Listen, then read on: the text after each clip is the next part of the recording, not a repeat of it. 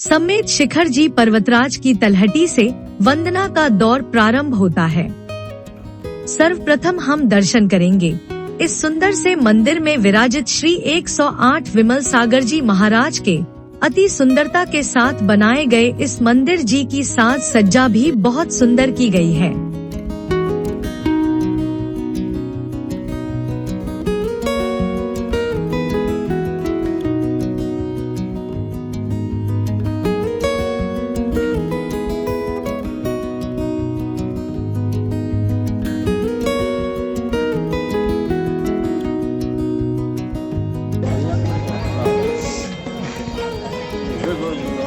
ये हम लोग आ गए हैं आज यहाँ के जो चोपड़ा कुंड का जो मंदिर है, यहाँ पार्श्वनाथ भगवान विराजमान है।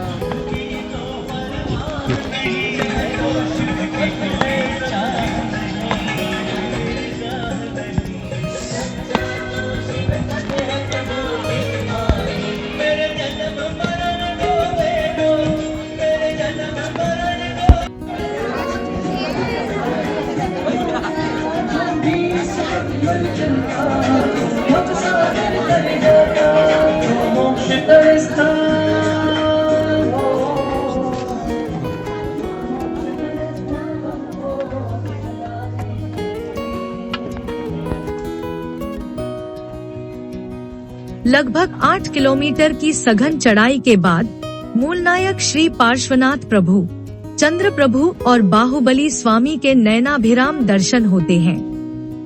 यहाँ दर्शनोपरांत मन बहुत ही आध्यात्मिक ऊर्जा से भर जाया करता है। इस मंदिर जी का निर्माण सन 1991 में दिगंबर जैन समाज के सहयोग से संवेदाचल विकास कमेटी ने करवाया था। यहाँ से श्रावक गण भक्ति भाव से पूजन अर्चन कर आगे की वंदना बड़े ही हर्ष के साथ करते हैं।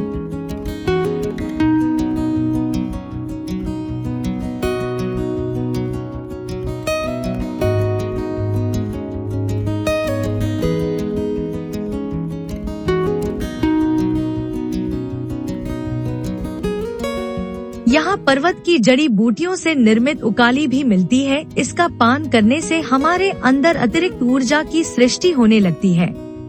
यहाँ एक जलाशय है जिसे चौपड़ा कुंड के नाम से जाना जाता है। यह कुंड हमेशा भरा रहता है। वर्षा का जल तीर्थंकरों की चैतन्य विद्युत शक्ति से छनकर भूगर्भ में प्रवेश करता है और यही जल प्रभु की विगलित करुणा धारा के रूप में निकलता है। इस जल का स्पर्श करते ही हमारी अंतरात्मा पवित्र होने लगती है एवं तपित शरीर शीतलता प्राप्त कर लेता है।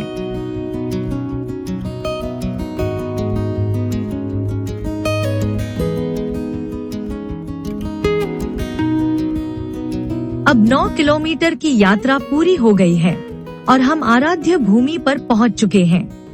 ऐसा लगता है वर्षों की मुराद पूरी हो गई। इस सफलता पर खुश होकर सरसराती हवा सभी को बधाई दे रही है। सूर्य की स्वर्णिम किरणें सभी का स्वागत कर रही हैं। वृक्ष लहलहाकर अभिनंदन कर रहे हैं। देखिए तीर्थंकरों के इस रम्य प्रांगण को। प्रकृति के उन्मुक्त वातावरण में यह सौंदर्यमयी प्रांगण सबके मन को आध्यात्मिक ऊर्जा से भर रहा है। शीतल पवन सुखद और सुगंधित चंदन अर्पित कर रही है। भक्ति के बादल भक्ति में लीन होकर आकाश से उतरकर सबका आलिंगन करते हैं और खुशी से उनकी छलछलाई ओस रूपी आंखें बरसने लगती हैं। भगवान के इस प्रांगण में प्रकृति के प्रत्येक उपादान उनके चरणों की सेवा में लीन होकर सबके हृदय में सात्विक भाव भरता रहता है। इस भूमि की धूली चंदन है। इसे मस्तक पर लगाइए और टोंक दर्शन पूजन के लिए तैयार हो जाइए।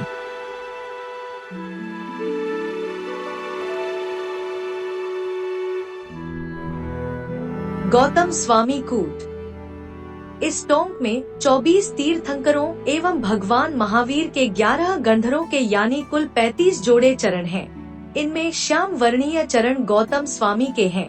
केवल ज्ञान प्राप्ति के बाद भगवान महावीर की दिव्य ध्वनि नहीं खिर रही थी, क्योंकि ओंकार में दिव्य वाणी को समझने का सामर्थ्य सिर्फ गंधर परमेष्ठी को होता है।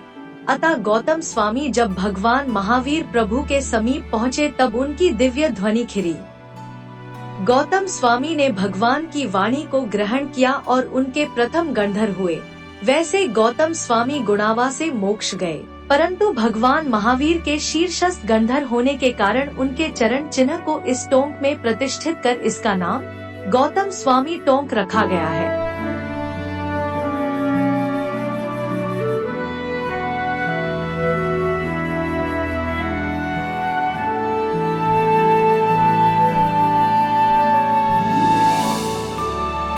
ज्ञानकूट।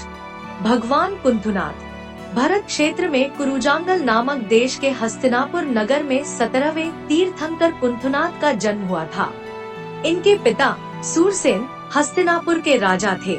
इनकी माता का नाम श्रीकांता था। तरुणावस्था में इनका राज्याभिषेक एवं विवाह हुआ। पैतृक राज्य पाकर इन्होंने राज सुख का भोग किया और अपने पराक्रम से चक्रवर्ती सम्राट बन गए। भोगों से अरुचि पैदा होने के कारण इन्होंने पुत्र को राज्य भार सौंपकर मुनि दीक्षा ली। कठिन तपस्या के बाद इन्हें तिलक वृक्ष के नीचे चैत्र शुक्ला तृतीया के दिन केवल्य ज्ञान प्राप्त हुआ। अनेक देशों में ये धर्म विहार करते रहे। जब उनकी आयु में 1 मास शेष रह गया तब भगवान समेत शिखर पधारे। इन्होंने अनेकों मुनियों के साथ इसी स्थान से वैशाख शुक्ला प्रतिपदा को रात्रि के पूर्व भाग में कृत्तिका नक्षत्र में मोक्ष पद प्राप्त किया। इनकी भावपूर्ण वंदना करने से सारे पाप कट जाते हैं। शाश्वत जिनेश्वर कूट। भगवान चंद्रानंद महाविदेह क्षेत्र के शाश्वत जिनराज हैं। उनके चरण चिन्ह इस कूट में प्रतिष्ठित हैं। शाश्वत जिनेश्वर कूट भगवान ऋषभानंद महाविदेह क्षेत्र के शाश्वत जिनराज हैं। उनके चरण इस कूट में प्रतिष्ठित हैं। मित्रधर कूट। भगवान नमिनाथ। वंग देश के मिथिला नगरी में 21वें तीर्थंकर नमिनाथ का जन्म हुआ था। इनके पिता विजय सेन मिथिला के राजा थे। इनकी माता का नाम वप्रिला था। युवावस्था में इन्होंने पैतृक राज्य पाकर राज सुख भोगा। म्लान कमल फूल को देखकर इन्हें विरक्ति पैदा हुई और अपने पुत्र को राज्य देकर इन्होंने मुनि दीक्षा ग्रहण की। कठिन तपश्चरण के बाद इन्हें बकुल वृक्ष के नीचे मार्गशीर्ष शुक्ला एकादशी के दिन केवल ज्ञान प्राप्त हुआ। धर्मोपदेश करते हुए जीवन के अंतिम समय में वे समेत शिखर पहुँचे। इसी मित्रकूट के स्थान पर इन्होंने अनेकों मुनियों के साथ वैशाख कृष्णा चतुर्दशी के दिन रात्रि के अंतिम प्रहर में आश्विन नक्षत्र में मोक्ष पद प्राप्त किया। इस कूट की भाव सहित वंदना करने से पाप का नाश एवं पुण्य का उदय होता है। नाटक कूट। भगवान अरहनाथ। कुरुजांगल देश के हस्तिनापुर नगरी में 18वें तीर्थंकर अरहनाथ का जन्म हुआ। इनके पिता सुदर्शन हस्तिनापुर के राजा थे। इनकी माता का नाम मित्रसेना था। युवावस्था में इनका राज्याभिषेक एवं विवाह हुआ। पैतृक राज्य पाकर इन्होंने राज सुख भोगा और अपने पराक्रम से चक्रवर्ती सम्राट बन गए। बादलों की क्षणभंगुरता को देखकर इन्हें विरक्ति आई और अपने पुत्र को राज्य सौंपकर इन्होंने मुनि दीक्षा ग्रहण की। कठिन तपश्चरण के बाद इन्हें कार्तिक शुक्ला द्वादशी के दिन रेवती नक्षत्र में आम पेड़ के नीचे केवल ज्ञान प्राप्त हुआ। भगवान बहुत समय तक अनेक देशों में विहार करते हुए धर्मोपदेश देते रहे। जब इनकी आयु 1 माह शेष रह गई, तब ये समेत शिखर पधारे और अनेक मुनियों के साथ इन्होंने इसी कूट के स्थान पर चैत्र कृष्णा अमावस्या के दिन रेवती नक्षत्र में रात्रि के पूर्व भाग में मोक्ष पद को प्राप्त किया। इस टोंक की भाव सहित वंदना करने से अनेकों उपवास का फल मिलता है। संवल कूट। भगवान मल्लिनाथ। भरत क्षेत्र के मिथिलापुरी में 19वें तीर्थंकर मल्लिनाथ का जन्म हुआ था। इनके पिता का नाम कुंभसेन और माता का नाम प्रभावती था। यौवन काल में इन्होंने पैतृक राज्य प्राप्त कर प्रजा का कल्याण किया और राज सुख भोगा। भोगों से विरक्त होकर इन्होंने मुनि दीक्षा ग्रहण की। कठिन तपश्चरण के बाद इन्हें अशोक वृक्ष के नीचे पौष कृष्णा द्वितीया को पुनर्वसु नक्षत्र में केवल ज्ञान प्राप्त हुआ। अनेक धार्मिक स्थलों में विचरण करते हुए इन्होंने लोगों को धर्मोपदेश दिया। जीवन के अंतिम समय में भगवान सम्मेत शिखर पहुँचे और इसी संवलकूट के स्थान पर 5000 मुनियों के साथ प्रतिमा योग धारण कर फाल्गुन शुक्ला पंचमी को भरणी नक्षत्र में संध्या के समय मोक्ष पधारे। संकुल कूट। भगवान श्रेयांसनाथ। कौशल देश के सिंहपुरी नामक नगरी में 11वें तीर्थंकर श्रेयांसनाथ का जन्म हुआ था। इनके पिता का नाम विष्णु और माता का नाम नंदा था। इन्होंने युवावस्था में पैतृक राज्य प्राप्त कर राज सुख भोगा। वसंत ऋतु के परिवर्तन को देखकर इन्हें विरक्ति पैदा हुई और मुनि दीक्षा ग्रहण की। कठिन तपश्चरण के बाद इन्हें तुम्बुर वृक्ष के नीचे माघ कृष्णा अमावस्या के दिन श्रवण नक्षत्र में सायंकाल के समय केवल ज्ञान प्राप्त हुआ। भगवान ने अनेक धर्म क्षेत्रों का विहार किया और लोगों को धर्मोपदेश दिया। जीवन की सांध्य बेला में ये सम्मेत शिखर पधारे। इसी कूट के स्थान पर इन्होंने 1 माह तक योग निरोध किया और अनेकों मुनियों के साथ श्रावण शुक्ला पूर्णमासी के दिन सायंकाल के समय धनिष्ठा नक्षत्र में मोक्ष पद प्राप्त किया। सुप्रभ कूट। भगवान पुष्पदंत। मकर चिन्ह से चिन्हित 9वें तीर्थंकर पुष्पदंत जी का जन्म कच्छ देश के काकंदी नगर में हुआ था। इनके पिता का नाम सुग्रीव एवं माता का नाम जयरामा था। युवावस्था में इन्होंने पैतृक राज्य प्राप्त कर राज सुख भोगा और प्रजा का कल्याण किया। आकाश से गिरते उल्का को देखकर इनके मन में विरक्ति पैदा हुई और इन्होंने मुनि दीक्षा ग्रहण की। कठिन तपश्चरण के बाद इन्हें नाग वृक्ष के नीचे कार्तिक शुक्ला द्वितीया के दिन सायंकाल के समय मूल नक्षत्र में केवल ज्ञान प्राप्त हुआ। भगवान ने समस्त आर्य देशों में विहार करके धर्म का उपदेश दिया। अंत में वे सम्मेत शिखर पहुँचे और योग निरोध करके इसी कूट से अनेक मुनियों के साथ भाद्रपद शुक्ला अष्टमी के दिन मूल नक्षत्र में सायंकाल के समय मोक्ष को प्राप्त किया।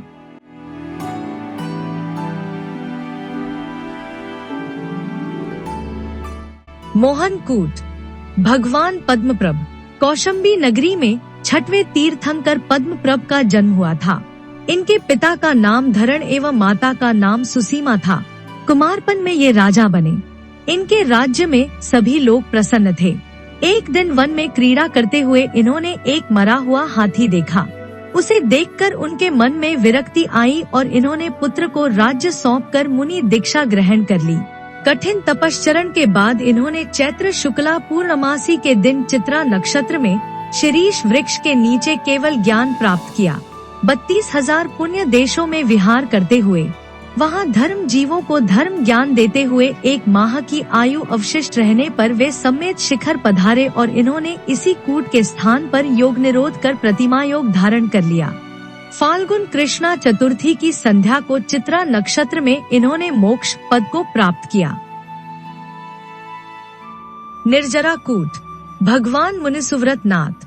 जम्बू द्वीप के भरत क्षेत्र में मगध देश है। यहाँ राजगृही नामक एक नगर है।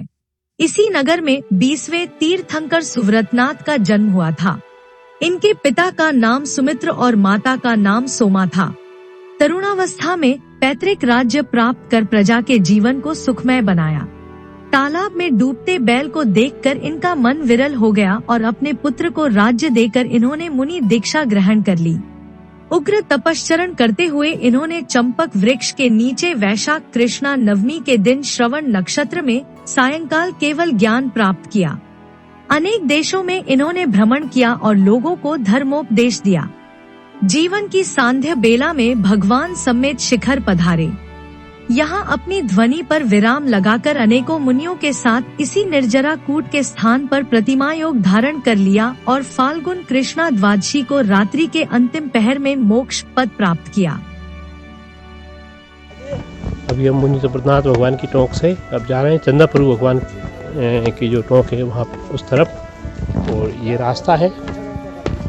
सम्मेत शिखर अत्यधिक आध्यात्मिक ऊर्जा से भरा हुआ तीर्थ क्षेत्र है। जिन्होंने भी जैन दर्शन के महत्व को गहराई से जाना है, जिन्होंने भी वस्तु के स्वरूप का चिंतन किया है, जिन्होंने भी अपनी आत्मा के यात्रा के पथ को महसूस किया है और जिन्होंने भी धर्म के सच्चे स्वरूप को जाना है, उन्हें इस पर्वतराज की भूमि के कण कण में परमात्मा के दर्शन हुआ करते हैं। यह पर्वत सिर्फ घूमने फिरने की जगह नहीं है और घूमने फिरने के भाव लेकर यहाँ आना भी नहीं चाहिए, क्योंकि अनजाने में ऐसे लोग अपने आने वाले कई भवों को बिगाड़ लेते हैं। याद रखें, समेत शिखर पर्वतराज उन सबका है जो धर्म के मर्म को समझते हैं। यह पर्वतराज उन सबका है जिनकी आध्यात्मिक नजरें आत्मा के मूल स्वरूप को पहचान सकें और अपने आत्मिक कल्याण की ओर बढ़ सकें। यह पर्वतराज उन सबका है जो जिनागम की शरण में आकर अपना उत्थान करने को अग्रसर हों। यह पर्वतराज ऐसे लोगों का बिल्कुल नहीं है जो सिर्फ घूमने फिरने, मौज मस्ती करने या पिकनिक मनाने आते हैं। यह पूरा पर्वतराज एक ऐसी भूमि है जहां अनेकों देवता भी अदृश्य रूप में विचरण या वंदना किया करते हैं।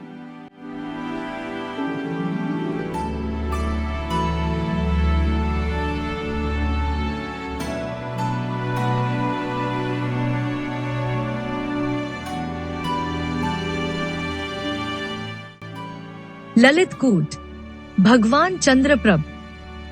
काशी देश के चंद्रपुरी नामक नगरी में 8वें तीर्थंकर चंद्रप्रभ का जन्म हुआ था। इनके पिता का नाम महासेन और माता का नाम लक्ष्मणा था। इनके शरीर पर चंद्रमा का चिन्ह था। यौवनावस्था में इन्होंने पैतृक राज्य प्राप्त किया और संचित कर्मों के कारण खूब राज सुख भोगा।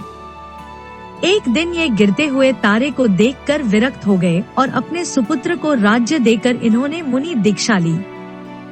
कठिन तपश्चरण के बाद इन्हें नाग वृक्ष के नीचे फाल्गुन कृष्णा सप्तमी के दिन सायंकाल केवल ज्ञान प्राप्त हुआ और गंधर्वों को धर्मोपदेश दिया। इसके पश्चात इन्होंने अनेक देशों का भ्रमण किया और लोगों को मर्मोपदेश देकर उनका कल्याण किया। जीवन की सांध्य बेला में भगवान समेत शिखर पहुँचे और इसी कूट के स्थान पर अनेकों मुनियों के साथ इन्होंने फाल्गुन कृष्णा सप्तमी के दिन ज्येष्ठा नक्षत्र में सायंकाल मोक्ष पद को प्राप्त किया। यह कूट मार्ग के अंतिम छोर पर स्थित है। इस कूट की भाव सहित वंदना करने से नरक और तिर्यंच गति से रहित होकर भव्य जीव 16 प्रोष्ठोपवास का फल प्राप्त करता है।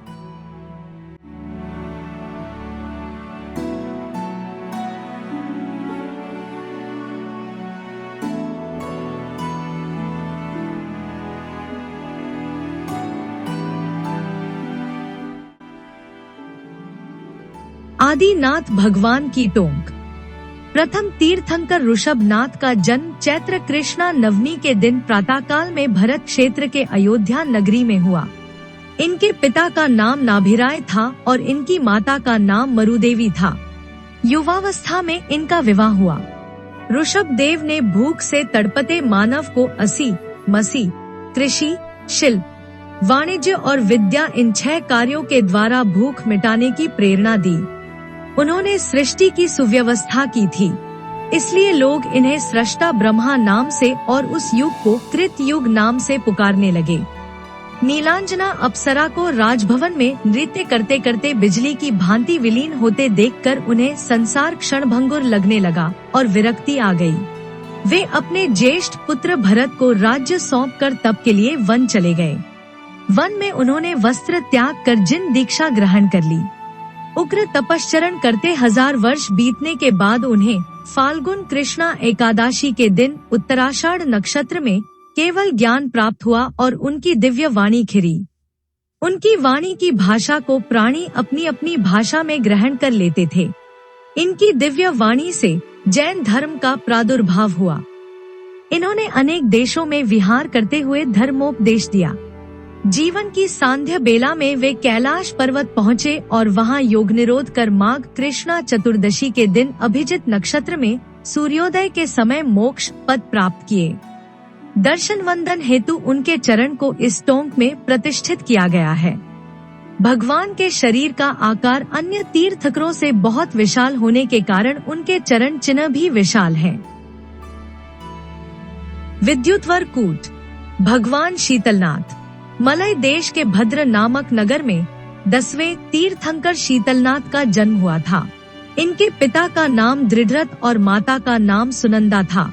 तरुणावस्था में पैतृक राज्य प्राप्त कर इन्होंने प्रजा का कल्याण किया।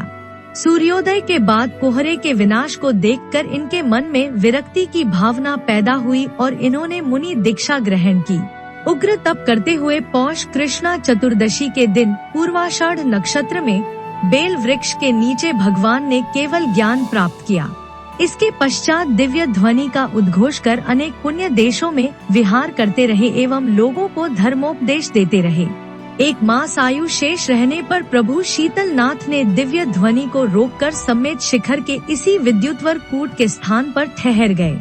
तदंतर आश्विन शुक्ला अष्टमी को सायंकाल पूर्वाषाढ़ नक्षत्र में समस्त कर्मों का नाश करके अनेकों मुनियों के साथ मोक्ष पद प्राप्त किया।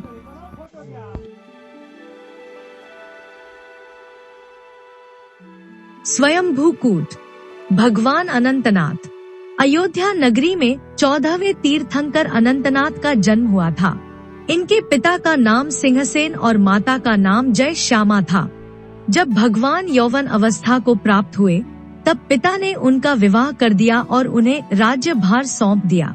राज्य करते हुए जब बहुत काल बीत गया तब एक दिन उल्कापात देखकर उन्हें संसार से वैराग्य हो गया। राजा अनंतनाथ ने अपने पुत्र को राज्य भार सौंपकर मुनि दीक्षा ग्रहण कर ली। आपने 2 वर्षों तक तपश्चरण किया।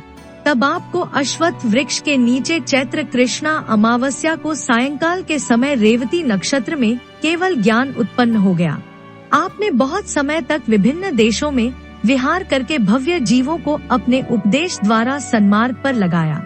अंत में आपने सम्मेद शिखर पधार कर 1 माह का योग निरोध कर अनेकों मुनियों के साथ इसी कूट के स्थान पर प्रतिमा योग धारण किया तथा चैत्र कृष्णा अमावस्या के दिन रात्रि के प्रथम भाग में निर्वाण प्राप्त किया।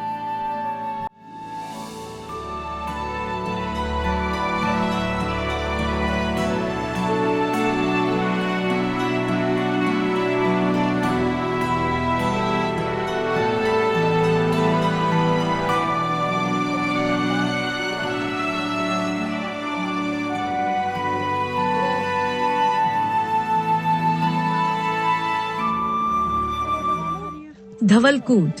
भगवान संभवनाथ। अभार नामक देश के श्रावस्ती नगर में 3रे तीर्थंकर संभवनाथ का जन्म हुआ था। इनके पिता का नाम जितारी और माता का नाम सुसेना था। कुमार संभव दिव्य सुखों का भोग करते थे। युवावस्था में पिता ने आपका राज्याभिषेक एवं विवाह कराया।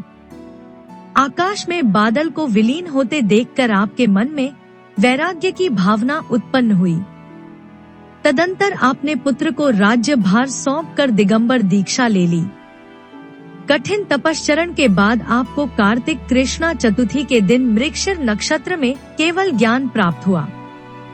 आपने आर्य देशों में विहार करके धर्म की देशना दी। आपके उपदेश से अनेक जीवों का कल्याण हुआ। आयु का जब 1 माह शेष रह गया तब आपने अनेकों मुनियों के साथ सम्मेद शिखर के इसी धवलकूट के स्थान पर प्रतिमा योग धारण कर लिया। तदंतर आपने चैत्र शुक्ला षष्ठी को संपूर्ण अवशिष्ट अघातिया कर्मों का नाश करके निर्वाण प्राप्त किया। अब हम जा रहे हैं वासुकी भगवान की टोंक की ओर और ये देखिए आप मार्ग इस तरह से पूरा। वासुपूज्य भगवान की टोंक। अंग देश की राजधानी चंपा नगरी में 12वें तीर्थंकर वासुपूज्य भगवान का जन्म हुआ था। इनके पिता का नाम बसु और माता का नाम जयावती था। पिता ने कुमार वासुपूज्य को राज्य देकर उनका विवाह कराना चाहा, लेकिन वासुपूज्य ने इस प्रस्ताव को अस्वीकार कर दिया और वे आजन्म ब्रह्मचारी रहे। संसार की क्षणभंगुरता को जानकर उनके मन में वैराग्य की भावना जागी और उन्होंने जिन दीक्षा ले ली। कठिन तपश्चरण के बाद कदम वृक्ष के नीचे माघ शुक्ला द्वितीया के दिन सायंकाल के समय विशाखा नक्षत्र में उन्होंने केवल ज्ञान प्राप्त किया। तदंतर उन्होंने दिव्य ध्वनि से धर्मोपदेश किया और सभी आर्य क्षेत्रों में विहार करते हुए चंपापुरी पहुँचे। जब आयु में 1 मास शेष रह गया तब योग निरोध कर रजतमालिका नदी के तट पर स्थित मंदारगिरी के मनोहरोद्यान में स्थित हुए तथा भद्रापद शुक्ला चतुर्दशी के दिन सायंकाल के समय विशाखा नक्षत्र में 94 मुनियों के साथ मुक्ति को प्राप्त हुए। भगवान वासुपूज्य के पांचों कल्याणक चंपापुरी में हुए थे, इसलिए इस टोंक में 5 चरण युगल प्रतिष्ठित हैं।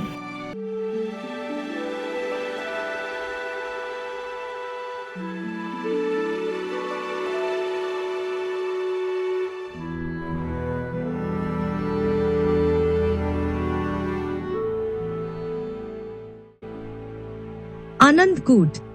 भगवान अभिनंदन नाथ। चौथे तीर्थकर अभिनंदन नाथ का जन्म माघ शुक्ला द्वादशी के दिन कौशल देश के अयोध्या नगरी में हुआ था। इनके पिता का नाम स्वयंवर और माता का नाम सिद्धार्थ था।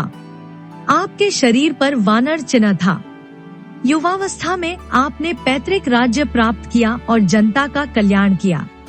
बादलों को नष्ट होते देखकर आपके मन में वैराग्य पैदा हुआ और आपने पुत्र को राज्य भार सौंपकर मुनि दीक्षा ग्रहण की। कठिन तपश्चरण के बाद आपने पौष मास के कृष्णा चतुर्दशी के दिन शीरीष वृक्ष के नीचे केवल ज्ञान प्राप्त किया। दीर्घकाल तक आपने समस्त देशों में विहार करके उपदेश दिया और असंख्य जीवों का कल्याण किया। जब आयु में 1 माह शेष रह गया, तब आप समेत शिखर पधारे। आप यहाँ 1 माह तक ध्यानारूढ़ रहे। अंत में प्रभु ने इस आनंद कूट के स्थान पर वैशाख शुक्ला षष्ठी के दिन प्रातः काल के समय पुनर्वसु नक्षत्र में मोक्ष पद प्राप्त किया।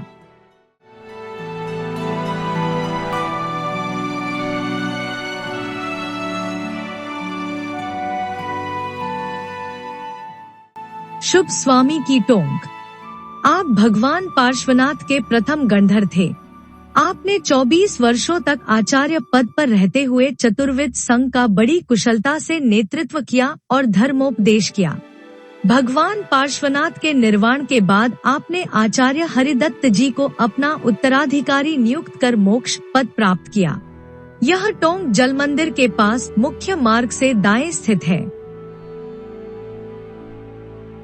जल मंदिर। भगवान महावीर के निर्वाण के बाद विक्रम संवत 1825 अर्थात सन 1768 में माघ सुदी वसंत पंचमी के दिन गुरुवार को जीर्णोद्धार के रूप में जल मंदिर का निर्माण हुआ। इसका निर्माण मुर्शिदाबाद के जगत सेठ खुशाल चंद जी ने करवाया था। निर्माण की सारी सामग्री हाथियों पर लाद कर लाई जाती थी। उस समय मंदिर निर्माण में 9,36,000 रुपए व्यय हुए थे। मंदिर जी में विराजमान प्रतिमाओं के नीचे उत्कीर्ण अभिलेखों से ज्ञात होता है कि शामलिया पार्श्वनाथ भगवान की प्रतिष्ठा सेठ खुशाल चंद ने करवाई थी और उन्हीं के भाई श्री सुगाल चंद ने संभवनाथ, पार्श्वनाथ, सामला पार्श्वनाथ, अभिनंदन प्रभु, अजितनाथ की प्रतिमा की प्रतिष्ठा कराई थी। संपूर्ण समेत शिखर पर्वत पर यही एक ऐसा शिखर युक्त मंदिर है जिसमें तीर्थंकरों की प्रतिमाएं विराजमान हैं। पवित्र शिखरों की गोद में हरे भरे वृक्षों के मध्य निर्मित यह जिन मंदिर सचमुच सृष्टि को भक्तों की अनुपम भेंट है। मंदिर में प्रवेश करते ही मूल नायक के रूप में विराजमान शामलिया पार्श्वनाथ भगवान की सौम्य शांत प्रतिमा भक्ति से सराबोर भक्तों के हृदय में और अधिक भक्ति का संचार कर उन्हें चरम बिंदु तक पहुंचा देती है। यहाँ ढाल के सहारे चढ़ती उतरी हवा हमारी थकान की पीड़ा को हर लेती है। यहाँ यात्रियों के स्नान एवं सेवा पूजा की उत्तम व्यवस्था है। मंदिर के पार्श्व में ही 2 छोटे छोटे कुंड हैं। कहते हैं कि इनमें से चाहे जितना पानी निकाला जाए पर ये कभी खाली नहीं होते हैं।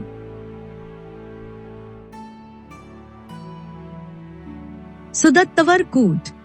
भगवान धर्मनाथ। 15वें तीर्थंकर धर्मनाथ प्रभु का जन्म कौशल देश के रत्नपुर नगर में माघ शुक्ला त्रयोदशी के दिन हुआ। आपके पिता का नाम भानु एवं माता का नाम सुव्रता था। तरुणावस्था में पैतृक राज्य प्राप्त कर आपने प्रजा का अपने पुत्र सा पालन किया।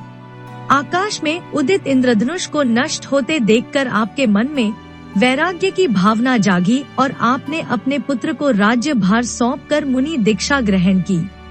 कठिन तपश्चरण के बाद आपने शहतूत वृक्ष के नीचे पौष शुक्ला पूर्णिमा के दिन सायंकाल के समय पुष्य नक्षत्र में केवल ज्ञान प्राप्त किया। आपने विभिन्न आर्य देशों में विहार करके धर्मोपदेश द्वारा भव्य जीवों का कल्याण किया। अंत में आप समेत शिखर पधारे। यहाँ सुदत्तवर कूट के स्थान से 809 मुनियों के साथ ज्येष्ठ सुदी चतुर्थी के दिन रात्रि के अंतिम भाग में पुष्य नक्षत्र में निर्माण प्राप्त किया। शाश्वत जिनेश्वर कूट। भगवान वर्धमान महाविद्या क्षेत्र के शाश्वत जिन थे, उनके चरण युगल इस कूट पर प्रतिष्ठित हैं। यह कूट मुख्य मार्ग से दाएं स्थित है।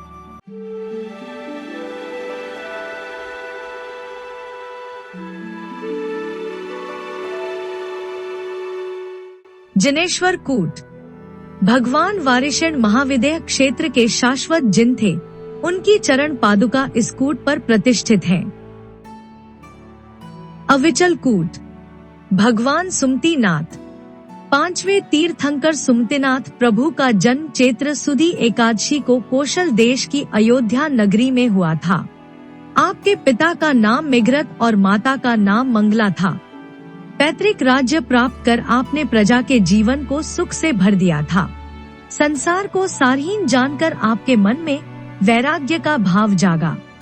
तपश्चरण के बाद प्रियंगु वृक्ष के नीचे चैत्र शुक्ला एकादशी के दिन आपने केवल ज्ञान प्राप्त किया। अंतिम समय आप सम्मेत शिखर पधारे। चैत्र शुक्ला एकादशी को मघा नक्षत्र में शाम के समय अनेकों मुनियों के साथ इस अविचल कूट के स्थान से निर्वाण पद प्राप्त किया। कुंदप्रभ कूट। भगवान शांतिनाथ। 16वें तीर्थंकर शांतिनाथ का जन्म भरणी नक्षत्र में जेठ बदी चतुर्दशी के दिन कुरुजांगल देश के हस्तिनापुर नगर में हुआ था। आपके पिता का नाम विश्वसेन और माता का नाम ऐरा देवी था। आप जन्म से ही मति, श्रुत एवं अवधि ज्ञानी थे।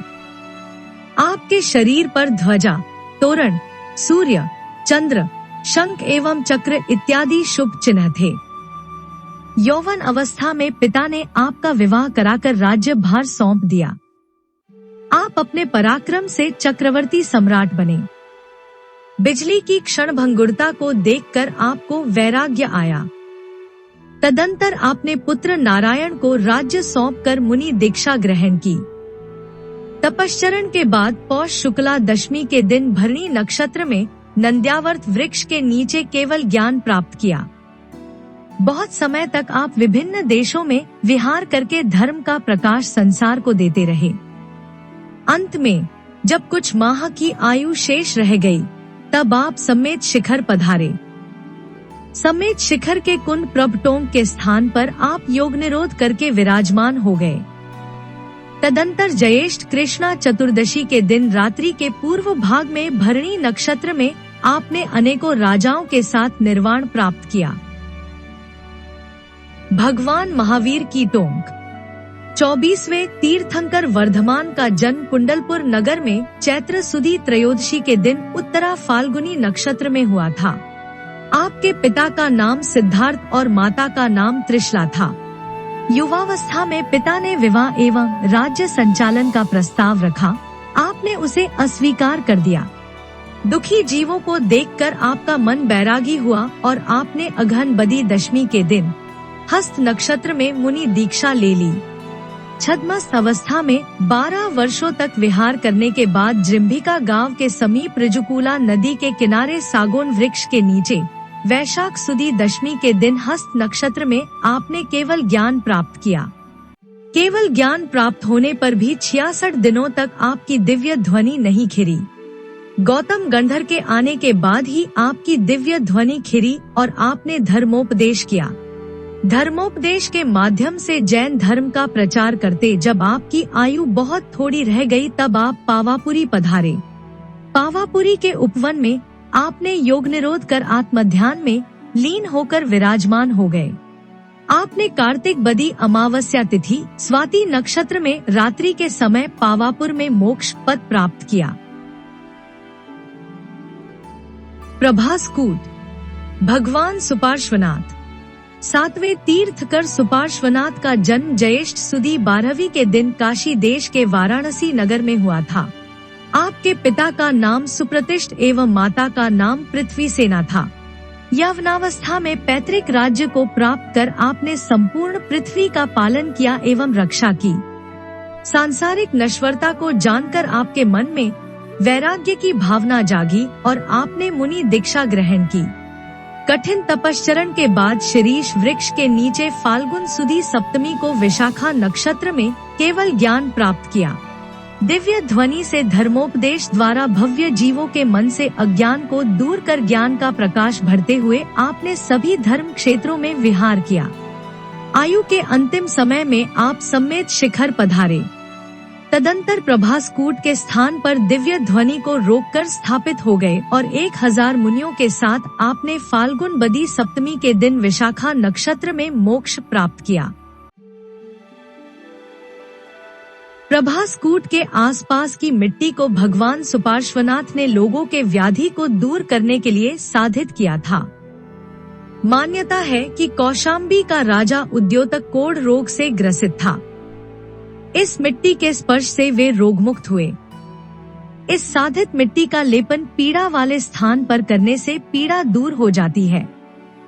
इस टोंक की भाव सहित वंदना करने से आदि व्याधि से मुक्ति मिलती है। यहाँ के वन्य जीव भी जो रोगग्रस्त हैं, अपनी रोग मुक्ति के लिए इस मिट्टी की स्पर्शना करते हैं। सुवीरकूट भगवान विमलनाथ। 13वें तीर्थंकर विमलनाथ का जन्म माघ सुदी चतुर्दशी के दिन उत्तराषाढ़ा नक्षत्र में भरत क्षेत्र के कंपिला नामक नगर में हुआ था। आपके पिता का नाम कृतवर्मा और माता का नाम जय श्यामा था। तरुणावस्था में आपका विवाह एवं राज्याभिषेक हुआ। नीति और न्याय के जानकार विमलनाथ ने संपूर्ण पृथ्वी पर शासन किया और राज सुख भोगा। हिमखंडों को पिघलकर नष्ट होते देखकर आपके मन में वैराग्य की भावना पैदा हुई। तत्पश्चात अपने पुत्र को राज्य सौंपकर मुनि दीक्षा ग्रहण की। कठिन तपश्चरण के बाद आपने माघ सुदी षष्ठी के दिन जामुन वृक्ष के नीचे केवल ज्ञान प्राप्त किया। तदंतर आपने दिव्य ध्वनि से भव्य जीवों को हर्षित करते हुए अनेक पुण्य क्षेत्रों में विहार किया। अंतिम आयु शेष रहने पर आप सम्मेत शिखर पधारे। यहाँ इसी संकुल कूट के स्थान से अनेकों मुनियों के साथ आषाढ़ सुदी अष्टमी को उत्तरा भाद्रपद नक्षत्र में प्रातः काल के समय मोक्ष पद प्राप्त किया। सिद्धवरकूट भगवान अजितनाथ। दूसरे तीर्थकर अजितनाथ का जन्म माघ सुदी दशमी के दिन कौशल देश की अयोध्या नगरी में हुआ था। आपके पिता का नाम जितशत्रु और माता का नाम विजयसेना था। युवावस्था में आपका विवाह एवं राज्याभिषेक हुआ। बादलों की ओट से उल्का को प्रकट होते एवं विलीन होते देखकर आपके मन में वैराग्य की भावना जागी और आपने पुत्र अजितसेन को राज्य भार सौंपकर मुनि दीक्षा ग्रहण कर ली। कठिन तपश्चरण के बाद आपने पौष सुदी एकादशी की संध्या के समय रोहिणी नक्षत्र में केवल ज्ञान प्राप्त किया। तदंतर आपने समस्त आर्य क्षेत्र में विहार किया। आपके उपदेशों को सुनकर अनेक प्राणियों का आत्म कल्याण हुआ। जीवन की सांध्य बेला में आप सम्मेत शिखर पधारे। यहाँ सिद्धवरकूट के स्थान पर आपने 1 माह का योग निरोध कर चैत्र शुक्ला पंचमी को प्रातः काल के समय अनेकों मुनियों के साथ मोक्ष पद प्राप्त किया। नेमिनाथ भगवान की टोंक। 22वें तीर्थंकर नेमिनाथ का जन्म द्वारिकापुरी में श्रावण सुदी षष्ठी के दिन चित्रा नक्षत्र में हुआ था। आप द्वारिकापुरी के राजा समुद्र विजय के पुत्र थे। आपकी माता का नाम शिवा देवी था। आपका विवाह राजा उग्रसेन की पुत्री राजुलमती से होने वाला था। जब आप विवाह के लिए बारात के साथ जा रहे थे तब आपने बाड़े में घिरे कुछ पशुओं को देखा। आपने जाना कि बाराती के स्वागत के लिए इन पशुओं का वध किया जाएगा एवं चचेरे भाई श्री कृष्ण को राज्य प्राप्ति की तीव्र लालसा है। तब आपके मन में वैराग्य की भावना उत्पन्न हुई। आपने विवाह का त्याग कर मुनि दीक्षा ग्रहण कर ली। बाद में राजुलमती ने भी दीक्षा ले ली। कठिन तपश्चरण के बाद आपको वंश वृक्ष के नीचे आषाढ़ सुदी प्रतिपदा को चित्रा नक्षत्र में केवल ज्ञान प्राप्त हुआ। तदंतर आपने दिव्य ध्वनि के द्वारा धर्मोपदेश किया। आयु के अंतिम समय में आप मुनियों के साथ गिरनार पर्वत पहुँचे और वहाँ योग निरोध कर विराजमान हो गए। आपने आषाढ़ सुदी सप्तमी के दिन चित्रा नक्षत्र में रात्रि के आरंभ काल में मोक्ष पद प्राप्त किया।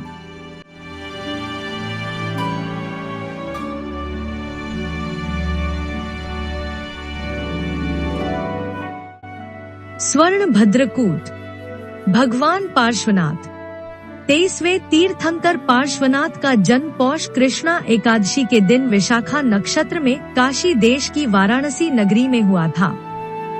आपके पिता का नाम विश्वसेन और माता का नाम वामा देवी था। भगवान नेमिनाथ, मल्लनाथ, महावीर एवं वासुपूज्य की तरह आप बाल ब्रह्मचारी थे। कुमार अवस्था में नाग नागिन को आग में जलते हुए देखकर आपके मन में निर्वेद उत्पन्न हुआ और आपने मुनि दीक्षा ग्रहण कर ली। चैत्र कृष्णा चतुर्दशी के दिन प्रातःकाल के समय विशाखा नक्षत्र में देवदारू वृक्ष के नीचे केवल ज्ञान प्राप्त किया। तदंतर आप आर्य क्षेत्र के समस्त देशों में विहार करके लोगों को धर्मोपदेश देते रहे। आपके धर्मोपदेश का व्यापक प्रभाव जनसाधारण पर पड़ा। भगवान पार्श्वनाथ का सर्वसाधारण पर कितना प्रभाव था, यह आज भी बंगाल, बिहार, उड़ीसा में फैले हुए लाखों सराकों, बंगाल के मेदिनीपुर जिले के सदगोपो, उड़ीसा के रंगिया जाति के लोगों आदि के जीवन व्यवहार को देखने से पता चलता है। यद्यपि भगवान पार्श्वनाथ को लगभग 3,500 वर्ष व्यतीत हो चुके हैं और ये जातियां कुछ कारणवश जैन धर्म का परित्याग कर चुकी हैं, किंतु आज भी ये जातियां पार्श्वनाथ को अपना आद्य कुल देवता मानती हैं। पार्श्वनाथ के उपदेश परंपरागत रूप से इन जातियों के जीवन में अब तक चले आ रहे हैं। धर्मोपदेश देते हुए जब आपकी आयु में 1 माह शेष रह गया, तब आप 36 मुनियों के साथ समेत शिखर पधारे और स्वर्ण प्रभकूट के स्थान पर प्रतिमा योग धारण कर विराजमान हो गए। अंत में श्रावण शुक्ला सप्तमी को विशाखा नक्षत्र में प्रातः काल के समय आपने मोक्ष पद प्राप्त किया। भगवान के नाम से ही इस पर्वत का नाम पारसनाथ पड़ा। इस पर्वत की यह सबसे ऊंची चोटी है। इस टोंक में एक गुफा है। मान्यता है कि इस गुफा में स्थित शिला पर बैठकर भगवान तपस्या करते थे। अभी उस शिला पर भगवान के चरण चिन्ह विराजमान है। गुफा के छत से इन चरणों पर बूंद बूंद कर जल स्वतः टपकता रहता है। इससे चरणों का जलाभिषेक होता रहता है। गुफा के ऊपर तले पर भी भगवान के चरण चिन्ह विराजमान है।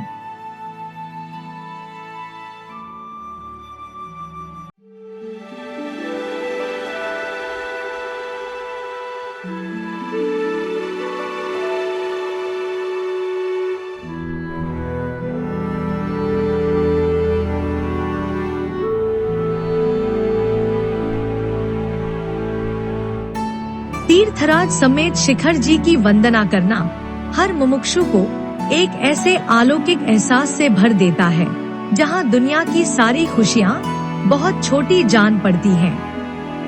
हर धर्म प्रेमी यहाँ बार बार आना चाहता है। यहाँ की आध्यात्मिक वर्गणाएं स्वतः ही हमारी आत्मा का गुणस्थान बढ़ा दिया करती हैं। हे प्रभु, अब तो बस यही कामना है कि हम यहाँ बार बार आएं और यहीं से संसार चक्र से पार हो जाएं।